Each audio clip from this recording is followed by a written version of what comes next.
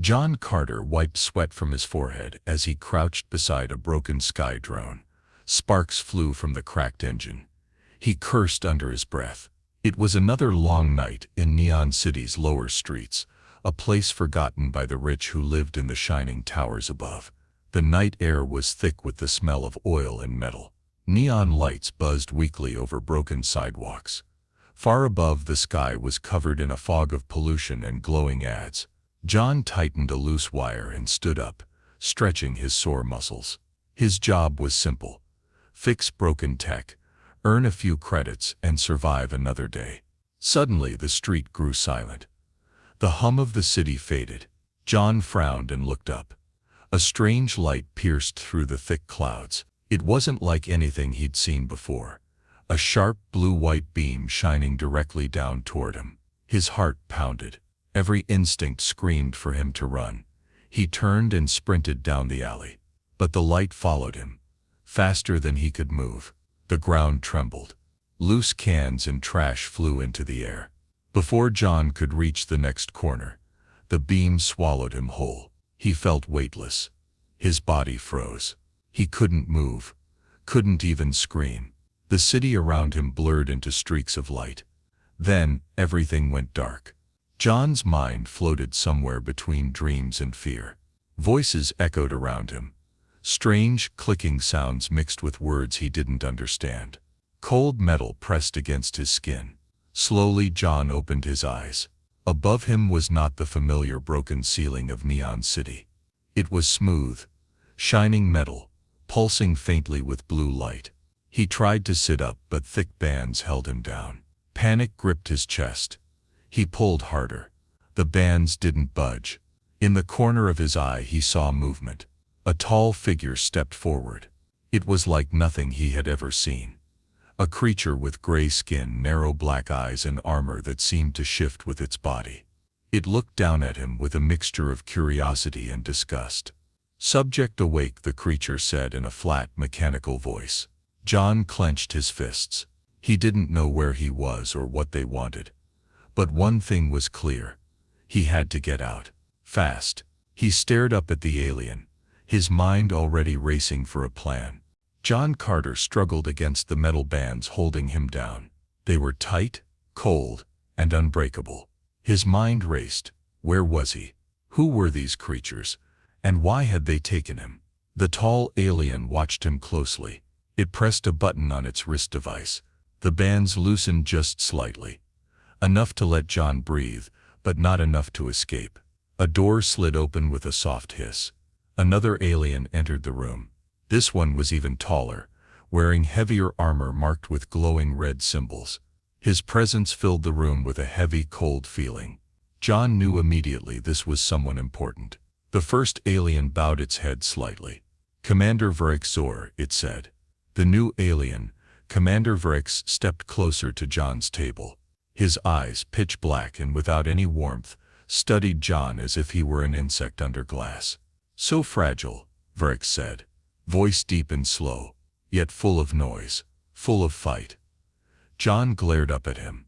"Let me go," he said, his voice rough but steady. Vrix tilted his head slightly, amused. "You are not here to make demands, human. You are here to serve a purpose." John's stomach turned. He didn't know what the alien meant, but he knew it wasn't good. The commander tapped a panel beside John's table. A screen lit up showing images of humans. People strapped to machines, wires running into their bodies. Some looked alive. Others didn't. John turned his head away, anger burning in his chest. "You will help us evolve," Vrix said simply. "Your kind has spirit. We need that spirit." John swallowed hard. He felt trapped, powerless. But he refused to show fear. He forced a smirk onto his face. "Good luck with that," he muttered. Vrix didn't react.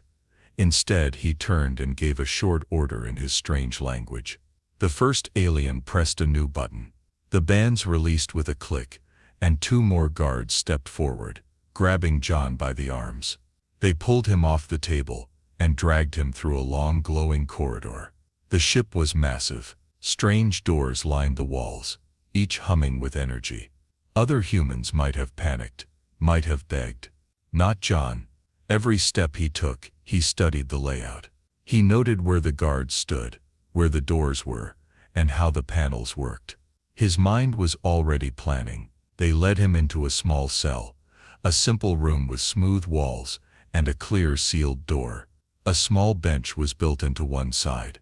No windows, no way out. The guards shoved him inside and left without a word. The door sealed shut with a hiss. John sat on the bench, breathing hard. His wrists were bruised from the rough grip. His mind replayed every moment since the beam had taken him. He was no scientist, no soldier. He was just a street tech. But he knew machines, and he knew how to survive. He leaned back against the wall and closed his eyes for a moment. Then he smiled. They thought he was weak. They were wrong. John Carter sat still on the hard bench, thinking. The cell was small and clean, but he knew nothing was ever perfect. There had to be a weakness somewhere. He stood up and ran his hands along the smooth walls. Cold, no seams, no handles. Only the door seemed different. A thin strip of light ran down its center. He pressed his ear against it. He heard nothing outside. Maybe they thought he was too weak to try anything. Good. Let them think that. John looked up. In one corner of the ceiling, a tiny vent buzzed quietly, barely bigger than his hand, but it was something.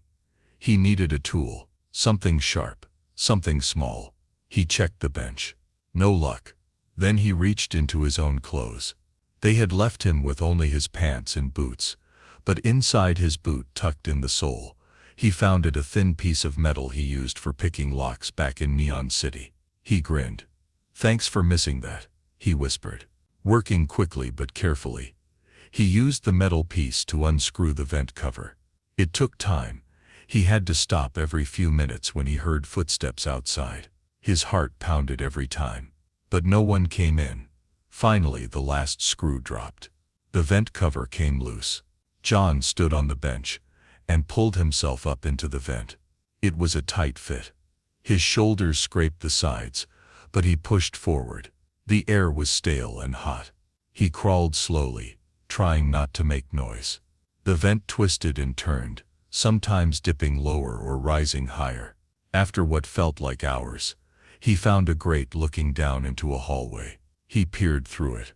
2 guards stood nearby, their weapons hanging loosely at their sides. Behind them was a door marked with symbols. John didn't understand, but he recognized one thing: a control panel next to it. That had to be important. John studied the guards' movements. They were relaxed, bored. Good. He waited for the right moment, when both guards turned their backs. Then he pushed hard against the grate. It clattered to the floor. The guards spun around, weapons raised. But John was faster. He dropped down, landing in a roll, and dashed straight at the panel. His fingers flew across the controls. Guessing, hoping. The door hissed open behind him. One guard shouted. John dove through the door, just as a shot of blue energy blasted past his head. He slammed his fist on the control. Inside the room, the door closed again, sealing him inside. Breathing hard, he looked around. The room was filled with machines, screens, wires, strange alien equipment. And on the far wall, a massive window showing a sickening sight. Rows of humans, strapped to tables, unconscious or worse. Tubes and needles connected them to machines. John's stomach turned. He clenched his fists. He couldn't save them all, not yet. He had to get out first. He had to live. Only then could he fight back. Turning away from the window, John started searching the machines for anything he could use. Anything that could help him survive this nightmare. His escape had just begun. John Carter moved fast. He had no time to waste. Inside the room, strange alien machines blinked and beeped softly. Some screens showed maps of the ship. Others displayed lists of systems, security, engines, weapons. John didn't understand the alien language, but he recognized symbols for power and control. He found a panel that looked familiar. A lot like a control board back on Earth. Wires, circuits, power flows. John smiled to himself. Technology was still technology, even in space. He pulled open the panel and started working. His fingers moved fast, yanking out wires, crossing connections, sending false signals. He didn't need to beat them in a fight. He just needed to cause enough trouble to escape. Suddenly, alarms blared across the ship. Red lights flashed. The floor trembled under his boots. Through the window, John saw the guards outside running in different directions, shouting in their strange, clicking language. It worked. He had triggered a false emergency.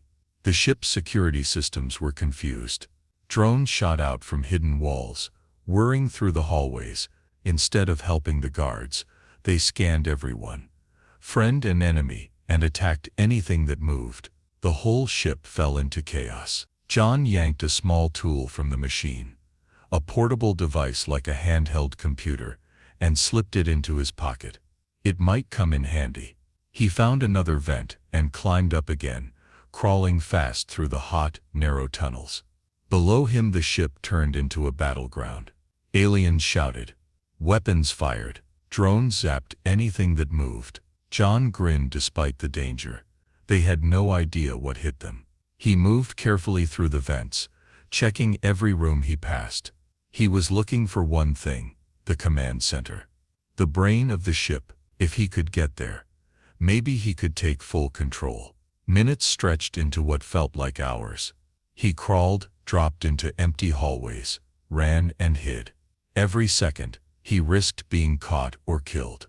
Finally, he found it. Through a vent, he saw a huge door with bright symbols flashing around it. 2 guards stood outside, heavier armor, bigger weapons. The command center had to be behind that door. John backed away quietly, planning his next move. He knew he couldn't fight them directly, but maybe he didn't have to. He looked at the tool he stole, the alien handheld device. It had a simple interface. Maybe it could hack systems nearby. He crawled to a small maintenance panel above the guards and opened it carefully. Tapping on the device, John sent a signal into the ship's wiring. A loud explosion echoed down the hallway, somewhere far behind the guards. They turned instantly, running toward the noise. John didn't waste a second. He dropped down, sprinted to the door, and scanned the device across the control panel. The door opened with a sharp hiss. John slipped inside. He stood in a large room filled with glowing screens and control chairs. In the center was a raised platform, the captain's station. And standing there, with his back to John, was Commander Vrexor. The final challenge was ahead. John gripped the alien device tightly. It was now or never. John Carter stood quietly inside the command center, eyes locked on Commander Vrexor. The alien hadn't noticed him yet. Vrex was busy typing commands into a glowing console, trying to regain control of the ship. John tightened his grip on the stolen device. His heart pounded in his chest. This was it. The moment everything came down to. John stepped forward. The door behind him hissed shut, drawing Vrex's attention. Vrex turned, his black eyes narrowing. "You," he growled. John raised the device like a weapon. "Yeah," he said. "Me." Vrex laughed. A low, cold sound. He stepped down from the platform, his heavy boots thudding on the metal floor. "You have spirit, human," Vrex said. "But spirit alone will not save you." John didn't reply. He moved carefully, circling the room. He needed time to find an opening. He needed a plan. Vrex moved too, slowly, like a predator stalking its prey. "You cannot win," Vrex said. "This ship, this technology, this power, all of it is beyond you." John smirked. "If it's so advanced, how come a street tech from Neon City broke it?" For a brief moment, Vrex's face twisted with anger. That was what John wanted. A mistake. Vrex charged forward, moving fast for his size. John dodged to the side, barely avoiding the swipe of Vrex's arm. The alien was strong, too strong for a straight fight. John sprinted toward the main control panel. He slammed the stolen device into the console. Sparks flew. The ship's systems screamed in protest. Lights flickered. The floor shook. Verx roared and came at him again. John ducked behind the captain's chair. Verx smashed it aside like paper. John ran toward a glass wall, not to escape, but because of what was mounted beside it. A containment field controller. He remembered seeing similar devices earlier. They could trap anything inside a force field. John faked a stumble, making himself look weak. He heard Vrex's heavy steps behind him, closing in fast. At the last second, John spun around and hit the control. A bright blue shield snapped into place between him and Vrex. Vrex slammed into the field and bounced back, roaring in rage. He was trapped. John backed away, breathing hard. Vrex pounded on the shield, shouting in his strange alien tongue. His black eyes burned with hatred. John shook his head slowly. "You should have picked someone else," he said. "You picked the wrong human." The alarms still blared around them. The ship was in chaos. Drones fought guards. Systems crashed one by one. John knew he didn't have much time. He turned away from the trapped commander and ran for the ship's navigation console. If he was fast enough, maybe, just maybe, he could take the ship home. John Carter sprinted across the command center. The ship shook beneath his feet. Red warning lights flashed everywhere. He reached the navigation console and stared at the controls. Alien symbols blinked on the screen. He didn't understand their language, but some buttons were marked with simple icons: a planet, a star, an arrow pointing forward. He guessed the planet symbol meant home. John pressed it. The ship's engines rumbled. A new voice filled the room, sharp and cold, repeating a warning in alien language. But John could tell the ship was moving. He grinned. Behind him, Commander Vrex slammed his fists against the containment shield. The blue energy crackled, but it held strong. John ignored him. He tapped more buttons, trying to guide the ship toward Earth. The view outside the window changed. Stars blurred as the ship turned.